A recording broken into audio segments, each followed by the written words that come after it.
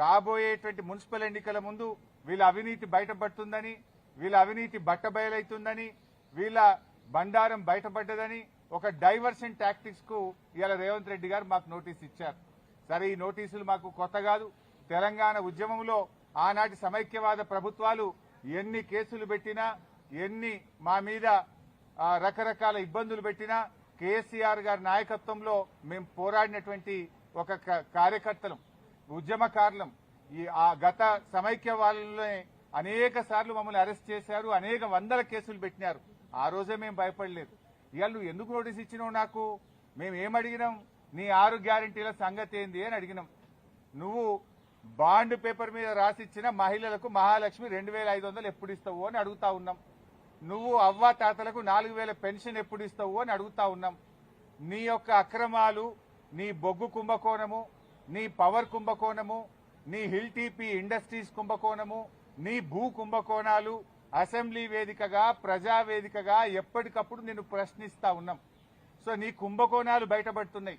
నీ వాటాల పంచాయతీలు స్వయంగా మంత్రులే ఒకరి మీద ఒకరు బయట పెట్టుకుంటుంటే నీ పరువు పోతుందని, నీ వాటాల విషయం ప్రజలకు అర్థమవుతుందని డైవర్షన్ కోసం ఈ నోటీసులు ఇస్తున్నావు. మాకు తెలియదా? ఇవాళ కృష్ణా నీళ్లను ఆంధ్రాకి అప్పచెప్తున్నావు. అదేవిధంగా గోదావరి నీళ్లను ఇవాళ చంద్రబాబు నాయుడు గారి ప్రభుత్వం, ఆంధ్రప్రదేశ్ ప్రభుత్వం గోదావరి నీళ్లను మళ్లించి మరి బనకచెర్లకు, నల్లమల్ల సాగర్ తీసుకుపోతుంటే నీ చేతగాని తనాన్ని ఎప్పటికప్పుడు నిలదీసింది బీఆర్ఎస్ పార్టీ, ప్రశ్నించింది బీఆర్ఎస్ పార్టీ. నీ యొక్క బండారాన్ని బయటపెట్టింది బీఆర్ఎస్ పార్టీ. సో నువ్వు అచేతనం అయిపోయినావు. నీదంతా బయటపడిపోతా ఉంది కనుక ఈ డైవర్షన్ టాక్టిక్స్ చేస్తున్నావు. మాకు తెలియదా? నువ్వు ఎన్నికలకు ఈ డ్రామాలు ఆడుతుంటావు. పంచాయతీ ఎన్నికల ముందు అప్పుడేమో మా కేటీఆర్ గారికి నోటీస్ ఇస్తావు. ఇప్పుడు మున్సిపల్ ఎన్నికలకు రేపో మాపో నోటిఫికేషన్ వస్తుంది కనుక మాకు నోటీస్ ఇస్తా ఉన్నావు. నీ సంగతి తెలియదు ఏముంది? మొన్న పంచాయతీ ఎన్నికల ముందేమో రైతు బంద్ వేసినావు. ఇప్పుడు యాసంగి పంటకు ఎందుకు రైతు బంద్ వేస్తలేవు? పంచాయతీ ఎన్నికలు లేవు. కేసీఆర్ గారు ఎప్పుడైనా డిసెంబర్ నుంచే రైతు బంద్ స్టార్ట్ చేసిండు. జనవరి అయిపోయినా రైతు బంద్ పట్టలేదు. పంచాయతీ ఎన్నికల ముందేమో బతుకమ్మ చీరలు ఇచ్చినావు, మహిళలకు వడ్డీ లేని రుణం ఇచ్చినావు, రైతు బంద్ ఇచ్చినావు. ఇప్పుడు మున్సిపల్ ఎన్నికలు వచ్చినాయి, ఊర్లో నిడిచిపెట్టిండు, రైతు బంద్ ఎగ్గొట్టిండు. ఇప్పుడు ఇయాలటి నుంచి పట్టణాల్లో బతుకమ్మ చీరలు వస్తారట, ఇయాలటి నుంచి పట్టణాల్లో మహిళలకు వడ్డీ లేని రుణం ఇస్తారట. ఇగో ఇవాళ మాకు ఈ నోటీస్ ఇచ్చి మమ్మల్ని ఎంగేజ్ చేసే ప్రయత్నం. అంటే పొలిటికల్ గా బీఆర్ఎస్ పార్టీ థ్రెట్ గా ఆయన ఫీల్ అవుతా ఉన్నాడు. పంచాయతీ ఎన్నికల్లో రేవంత్ రెడ్డి అంచనాలు తప్పినాయి. 40% సర్పంచులు గెలిచి బీఆర్ఎస్ పార్టీ అద్భుతమైన విజయాన్ని సాధించింది. దాంతో ఆయనకు దిమ్మ తిరిగిపోయింది. ఈ మున్సిపల్ ఎన్నికల్లో కూడా మళ్లీ బీఆర్ఎస్ పార్టీ బలమైనటువంటి ప్రత్యర్థిగా ఉంది కనుక ఈ డ్రామాలన్నీ షురూ చేసిండు. చీరలు వంచి ఎన్నికలు వచ్చినాయి కనుక చీరలు వంచుతా, వడ్డీ లేని రుణం పంచుతా అని డ్రామాలు స్టార్ట్ చేసిండు. మాకు ఈ నోటీస్ ఇచ్చి ఫోన్ ట్యాపింగ్ కేసులో ఏదో ఉంది అనేటువంటి ఒక క్రైమ్ సినిమా సీరియల్ లెక్క నడుపుతా ఉన్నాడు. 2 ఏళ్ల నుంచి డ్రామాలు ఆడుతున్నావు. ఆల్రెడీ నువ్వు గతంలో నా మీద ఫోన్ ట్యాపింగ్ కేసు పెడితే హైకోర్టు కొట్టేసింది, సుప్రీంకోర్టు కూడా కొట్టేసింది. నీ చెంప చెల్లుమనే విధంగా తీర్పు ఇచ్చింది. నువ్వు పెద్ద పెద్ద అడ్వకేట్లను, రాష్ట్ర ప్రభుత్వ డబ్బులను, కోట్లాది రూపాయల డబ్బులు ఖర్చు పెట్టి పెద్ద పెద్ద న్యాయవాదులను పెట్టినావు నా మీద. ఎంత పెద్ద న్యాయవాదులను పెట్టినా న్యాయం నా వైపు ఉంది గనక, మేం తప్పు చేయలేదు గనక, ధర్మం మా వైపు ఉంది గనక హైకోర్టులో మేము గెలిచాం. సుప్రీంకోర్టు కూడా నీ చెంప చెల్లుమనే విధంగా నువ్వు స్పెషల్ లీవ్ పిటిషన్ వేస్తే కూడా కొట్టివేసింది. న్యాయం నిలబడ్డది, ధర్మం నిలబడ్డది.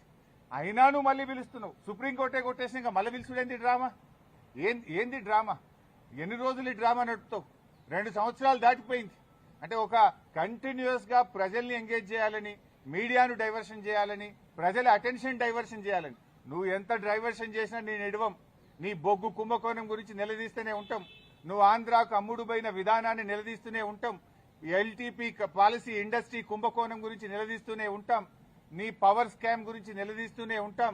నీ యొక్క అవినీతి బాగోతాలు అన్ని కూడా బయట పెడుతూనే ఉంటాం. 6 గ్యారంటీల కోసం తెలంగాణ ప్రజల పక్షాన నిన్ను ప్రశ్నిస్తూనే ఉంటాం, నిలదీస్తూనే ఉంటాం. నేను ఈరోజు బీజేపీ కిషన్ రెడ్డి గారికి కూడా ఒక లేఖ రాస్తా ఉన్నా. కిషన్ రెడ్డి గారు, మీరే కేంద్ర బొగ్గు గనుల శాఖ మంత్రి. సింగరేణిలో 49% కేంద్ర ప్రభుత్వానికి వాటా ఉంది.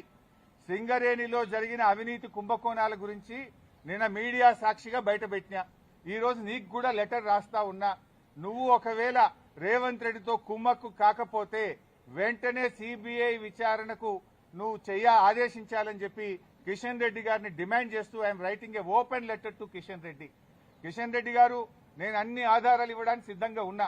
రేవంత్ రెడ్డి బావుమరిదే ఈ యొక్క కుంభకోణాన్ని ఎట్లా నడిపాడు, ఎట్లా ఈ టెండర్లన్నీ రింగు చేశాడు, మరి కోల్ ఇండియాలో గాని అదేవిధంగా వెస్టర్న్ కోల్ ఫీల్డ్స్ లో గాని గతంలో సింగరేణిలో గాని ఎప్పుడైనా -10 నుంచి -20 టెండర్లు పోతుండే. ఈ సైట్ విజిట్ సర్టిఫికేట్ పెట్టిన తర్వాత మరి ఎవరెవరు టెండర్లు వేస్తున్నారో తెలిసి రేవంత్ రెడ్డి బావుమరిది ఆ కాంట్రాక్టర్లను బెదిరించి వాళ్ళు ఏ రకంగా ప్లస్ టెండర్లు ఆయన పొందిండు టెండరు, ఆయన ఎవరనుకుంటే వాళ్ళకి టెండర్ వస్తుంది, ఎవరనుకుంటే వాళ్ళకి సైట్ విజిట్ సర్టిఫికేట్ వస్తుంది. 9E బ్లాక్ ఒక్కటే రద్దు చేయడం కాదు, ఈ టెండర్లు రద్దు చేయాలి. దీని మీద సిబిఐ విచారణ జరపాలని నేను నిన్న డిమాండ్ చేసిన. ఇలా వ్రాతపూర్వకంగా కూడా కిషన్ రెడ్డి గారికి I'm writing A open letter.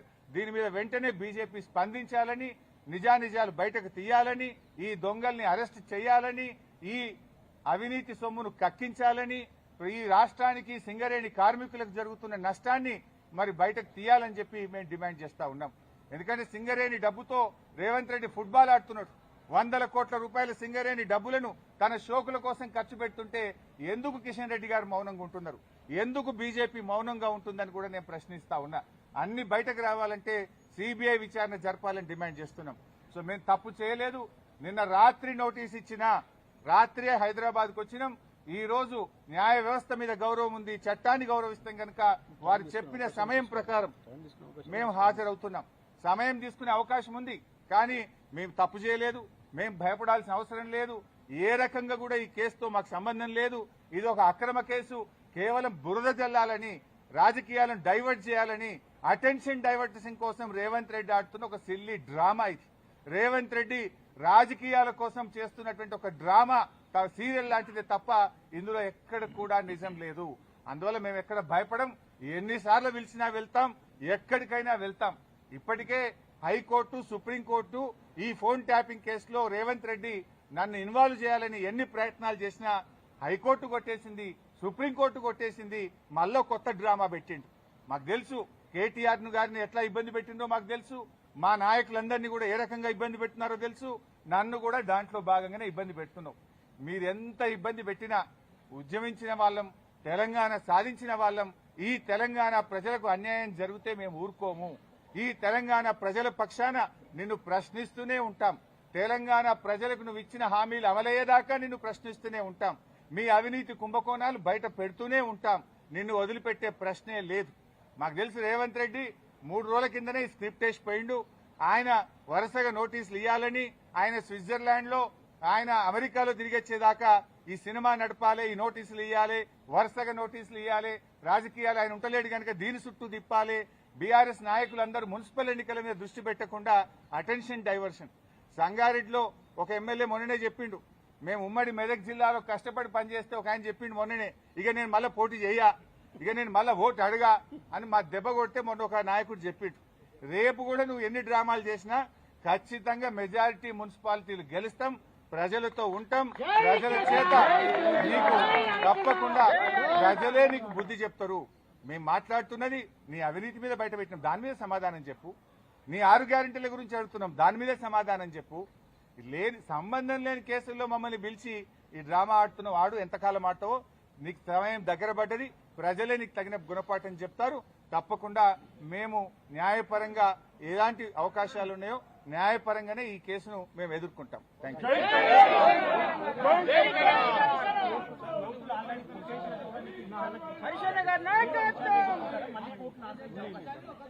వాళ్ళు ఏం మాట్లాడతారో ఏం చెప్తారో ఇలా చూసిన తర్వాత నేను న్యాయవాదులతో చర్చించి తగిన నిర్ణయం తీసుకుంటాం.